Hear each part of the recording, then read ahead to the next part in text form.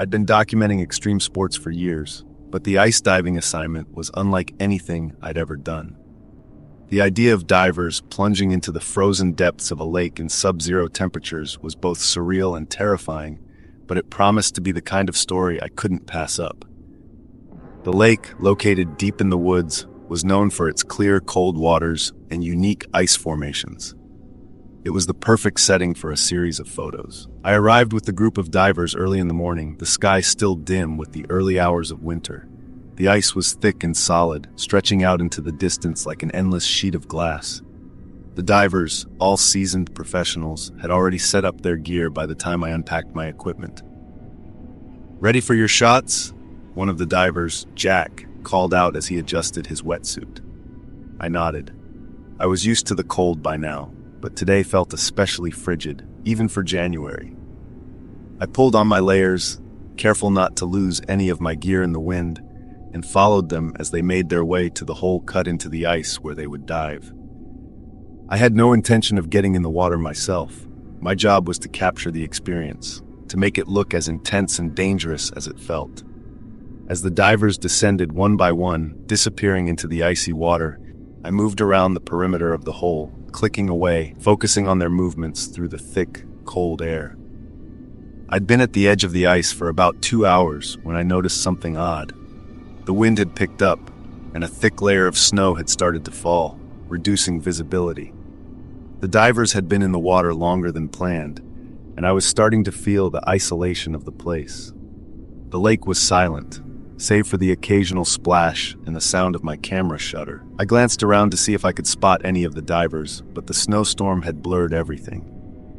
I checked the time. Almost an hour had passed since the last diver went down. They were supposed to rotate every 30 minutes. I took a few more photos, my mind starting to wander. Maybe I'd misjudged how long they were supposed to stay submerged, I thought, but something didn't sit right. I looked around again, the snow swirling around the lake's edge. A noise caught my attention, something beneath the ice. It was faint, a distant scraping sound. At first, I dismissed it as just the wind or the ice settling. But then I heard it again, this time louder, like something scraping against the underside of the frozen surface. I frowned. It wasn't like the usual sounds the ice made, settling and creaking with the temperature changes. This was rhythmic, almost as if someone was dragging something heavy across the bottom of the lake. I tried to ignore it, but as I stood there, unease gnawed at my stomach. Something felt wrong. Then suddenly, one of the divers surfaced, Jack, the most experienced of the group. He looked disoriented as he broke through the ice, his face pale under his mask. His movements were jerky as he pulled himself from the hole, his breaths coming out in ragged bursts. "Jack," I called out, rushing to his side as he staggered away from the hole. "What happened?" He didn't respond at first. His eyes were wide, and his expression was frozen in a look of shock. He removed his mask and let out a strangled breath. "There's something down there," he finally whispered, his voice cracking. "I don't know what it is, but it's not right." I stared at him, trying to process his words. "What do you mean? What did you see?" Jack shook his head. "I don't know. It was just something in the water. I tried to get a better look, but..." He trailed off, his voice trailing into the sound of the snowstorm. Before I could ask him anything else, another diver surfaced. Laura. She was shaking, her eyes wide with panic. "Get out of the water," she gasped. "Get out now." My heart started to pound. This wasn't just a dive gone wrong. Something had happened. I could feel it in the air, thick with tension. I turned to look back at the hole in the ice, but the snowstorm was getting worse, and the visibility was near zero. The rest of the divers started to make their way out of the water, one by one, but their movements were frantic, as if something was pushing them to leave faster than necessary. The hole in the ice where they had descended moments ago seemed to grow darker with each passing second, almost as if the shadows beneath the surface were deepening. "Let's go," I said to Jack, urging him to move toward the shore. "We need to get out of here." He looked back at the hole and then at the others, his face a mixture of fear and disbelief. "Something's wrong. We've gotta..." But before he could finish, I heard the scraping noise again, this time louder and closer, unmistakable beneath the thick ice. It wasn't a trick of the wind. Something was moving beneath the surface, and it wasn't the current. It was deliberate. Without thinking, I sprinted toward the divers' abandoned gear, scattered around the hole. I needed to get their stuff back to the shore, but as I grabbed one of the tanks, something caught my eye. A diving boot. It was floating near the hole, bobbing gently on the surface of the water, where none of the divers had left their equipment. I froze. The boot was from a diver's gear, but not one of the divers I had been working with.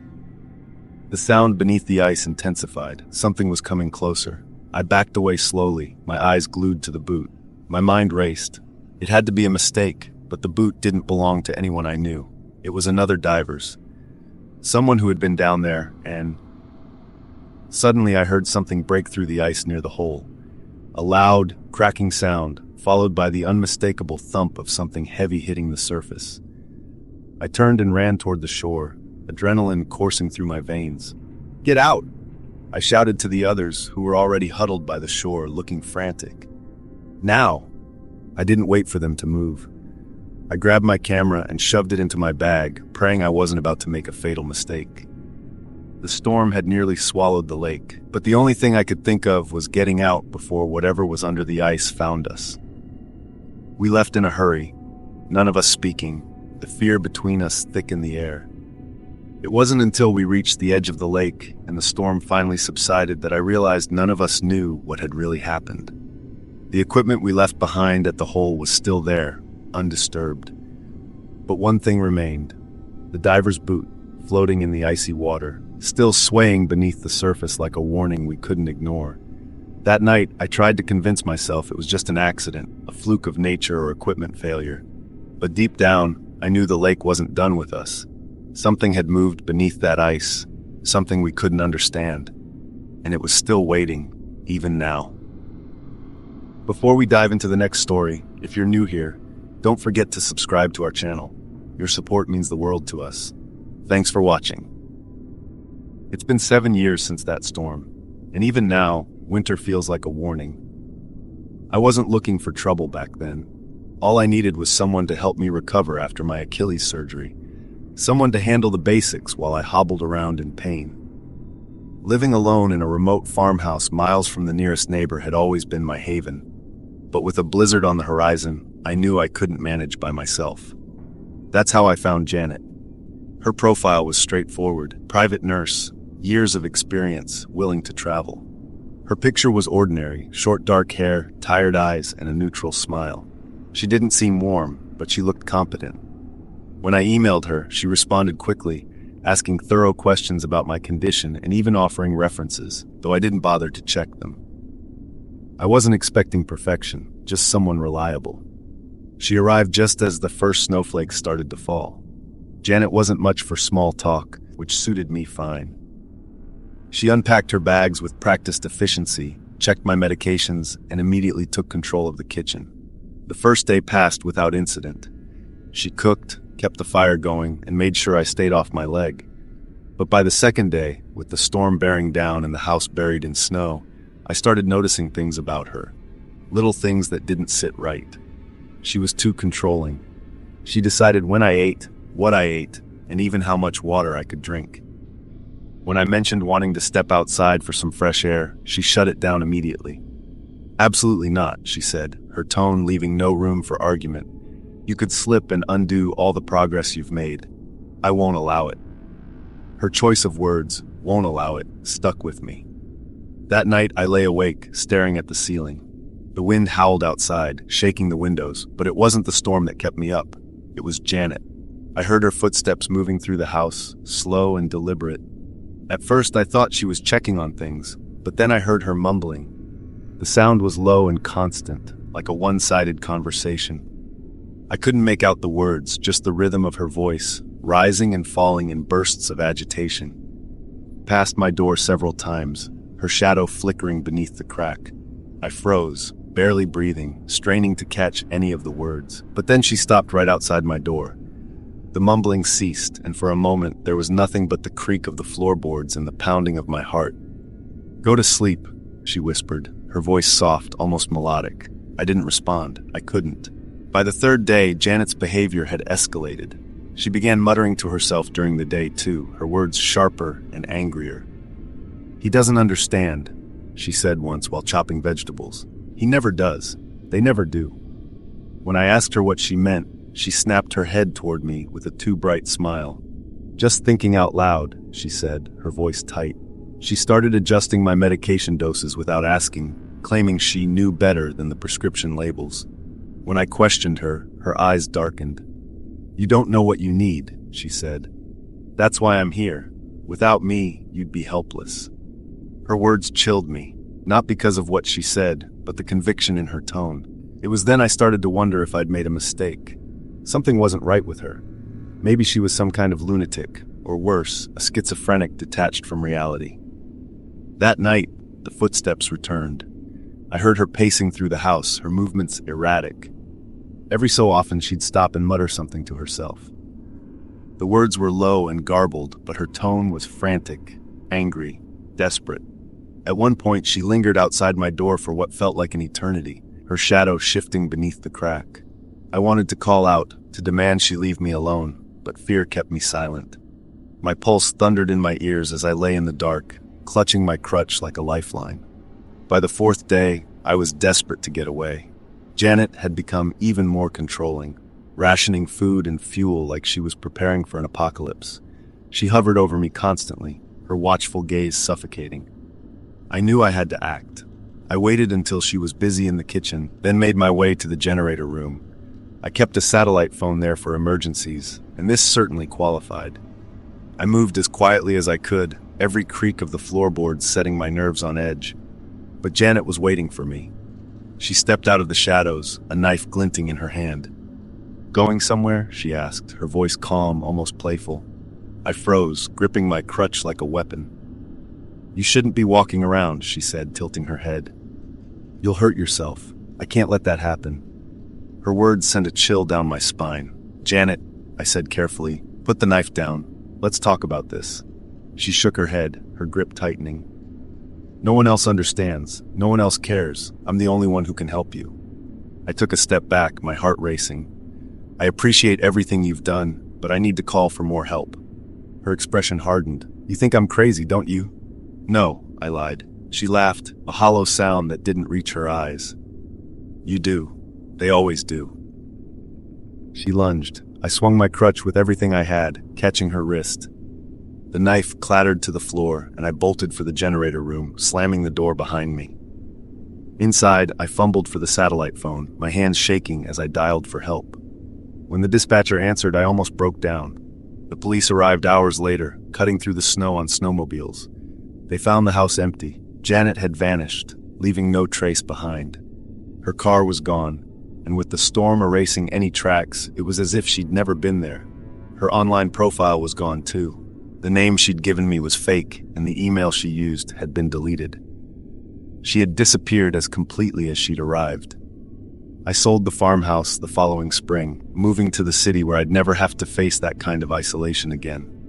But every winter, when the snow piles high and the wind rattles the windows, I think about Janet, her voice, her footsteps, and the look in her eyes as she told me I needed her. I wonder where she is now. And I wonder if someone else wasn't as lucky as I was to escape.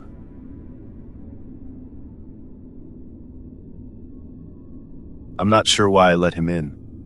Maybe it was the storm, or maybe it was the look in his eyes, a mix of desperation and relief. Either way, when I saw the man standing on my porch, hunched against the biting wind, I opened the door. "You all right?" I asked, squinting against the snow blowing in from behind him. "My car's stuck," he said, shivering. His coat looked thin, the kind you'd wear in a city where winters are an inconvenience rather than a threat. "I saw your lights. I just need somewhere to wait until the storm lets up." I hesitated, but only for a moment. The storm wasn't going to let up anytime soon, and I couldn't, in good conscience, send him back out into it. "Come in," I said, stepping aside. The man stomped the snow off his boots and shuffled into the warmth of my cabin. His face was red from the cold, his cheeks raw. I could see his hands trembling as he pulled off his gloves. "Thanks," he said, glancing around the room. "I'm Eric." "Tom," I replied, nodding toward the living room. "Take a seat. You look like you're about to freeze solid." He nodded and sat down on the couch, his hands still shaking. I went to the kitchen and poured him a cup of coffee. By the time I brought it back, he seemed a little steadier, though his eyes darted around the room like he was cataloging every detail. "Storm came on fast, huh?" I said, sitting in the armchair across from him. "Yeah, I was just passing through, heading up to Red Bluff. Didn't realize how bad it would get out here." He sipped the coffee, cradling the mug like it was the only thing keeping him alive. I nodded. The cabin was isolated, a good 10 miles from the nearest town. I'd come up here to get away from everything. Work, people, noise. It was a decision I hadn't regretted until now. We sat in silence for a while, the wind howling outside. Eric seemed to relax a little, though his eyes kept flicking toward the windows. "You live here alone?" he asked. "Yeah," I said. "Just me. Needed a change of pace." He nodded, but there was something in his expression I couldn't quite place. Curiosity, maybe, or something darker. It wasn't until later that things started to feel off. After dinner, and stew and some bread I'd baked earlier, Eric offered to help clean up. I handed him a towel, and as we worked, I noticed him glancing at the kitchen knives. "Nice set," he said, nodding toward the block on the counter. "Thanks," I replied, keeping my tone neutral. The tension in the room was subtle, but it was there. I couldn't put my finger on it, but something about Eric didn't sit right with me. Maybe it was the way he moved, too deliberate, like he was trying to avoid drawing attention to himself. Or maybe it was the way he avoided meeting my eyes for more than a second. I brushed it off. The guy was probably just nervous, stuck in a stranger's house during a snowstorm. That was enough to make anyone act a little weird. That night, I gave him the couch and a couple of blankets. I locked my bedroom door, something I'd never done before, and lay awake, listening. The storm outside drowned out most sounds, but every now and then, I thought I heard movement in the living room. I told myself it was just Eric getting comfortable. The unease gnawed at me. The next morning, I woke to find him sitting at the kitchen table, staring out the window. He didn't hear me come in, and for a moment, I just watched him. His shoulders were tense, his hands gripping his coffee mug like he was holding onto a lifeline. "Morning," I said, making him jump. "Morning," he replied, forcing a smile. I poured myself a cup of coffee and sat across from him. The storm had calmed, but the snow was piled high around the cabin, trapping us for the time being. "You think your car's still out there?" I asked. "Probably buried," he said. "I'll dig it out once the snow clears a bit." We talked about the weather, the storm, the snow, anything to fill the silence. But as the day went on, I started noticing things. Small things. Like how Eric never seemed to relax, always glancing toward the door or the windows, how he'd disappear into the bathroom for long stretches, and how I found the medicine cabinet slightly ajar after he left. By midday, I decided to check on his car. I told him I was going out to get some firewood and trudged through the snow to where he said he'd parked. There was no car. Just an unbroken expanse of white, the snow undisturbed except for my own footprints. When I got back to the cabin, Eric was in the kitchen, rummaging through the drawers. "Looking for something?" I asked, my voice sharper than I intended. He froze, then turned, holding up a can opener. "Just this. Thought I'd make us some lunch." I nodded, pretending to buy it, but my gut was screaming at me now. Something was very wrong. After lunch, I went to my bedroom and locked the door again.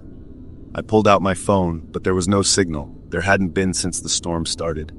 I thought about confronting him, demanding to know what he was really doing here, but the knives in the kitchen came to mind. If Eric was dangerous, pushing him might not be the smartest move. Instead, I waited. That night, I heard him moving around again. The creak of floorboards, the soft rustle of fabric. I stayed in bed, listening, my pulse racing. Then came the sound of the front door opening. I got up and peered through the window, watching as Eric stepped outside. He stood there for a moment, staring into the woods, then disappeared into the darkness. I waited for what felt like hours, but he didn't come back. The next morning, I found footprints leading away from the cabin, heading into the trees. There was no sign of Eric, no trace of his presence except for the empty coffee mug on the table. I thought about following the tracks, but decided against it. Whatever Eric was running from, or toward, it wasn't my problem anymore. I spent the day clearing the snow and trying to put the whole thing out of my mind. But that night, as I sat by the fire, I noticed something that made my blood run cold. One of the kitchen knives was missing, and outside, the snow was falling again, erasing all the tracks. The wind was biting, fierce enough to make me wish I'd never volunteered for the search. But when I heard someone was missing on the trail, I couldn't stay home. I'd hiked this area enough times to know its dangers. Winter storms didn't forgive mistakes. The missing person was a young man named Caleb. 22, fit, a seasoned hiker, but none of that mattered when the weather turned like this. He'd set off 2 days ago, his family said, heading for Elk Ridge. When he didn't come back, they called it in. Now, here I was, trudging through knee-deep snow, a thermal blanket and flashlight in my pack, hoping to find something, anything, that might lead us to him. The search party started early in the morning, splitting into pairs to cover more ground.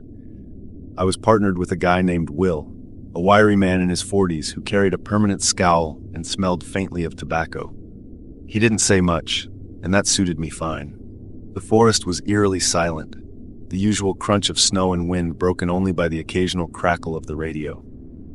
The storm had let up, but gray clouds still hung low, promising more before the day was over. We followed Caleb's last known route, keeping an eye out for tracks or gear. After an hour of searching, Will radioed the team leader to report no sign.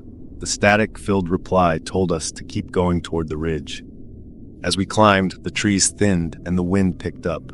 That's when we saw it, a campsite tucked into a shallow valley, tent half collapsed under the weight of the snow.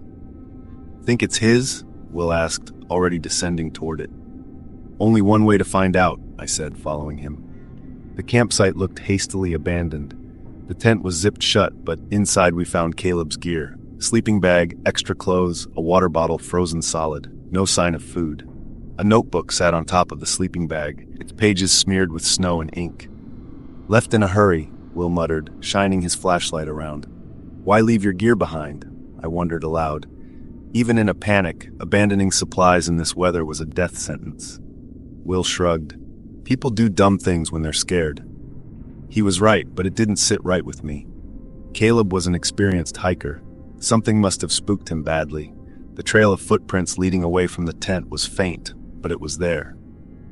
Will and I followed it deeper into the valley, moving slower now. The tracks were erratic, weaving in and out of trees. At times they doubled back, as if Caleb had been unsure of where he was going, or was trying to lose someone. That thought made my stomach tighten.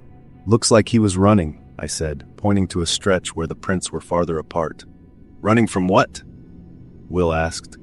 His voice was steady, but I could tell he was uneasy. I didn't answer. We found the scarf about a mile from the campsite, snagged on a branch.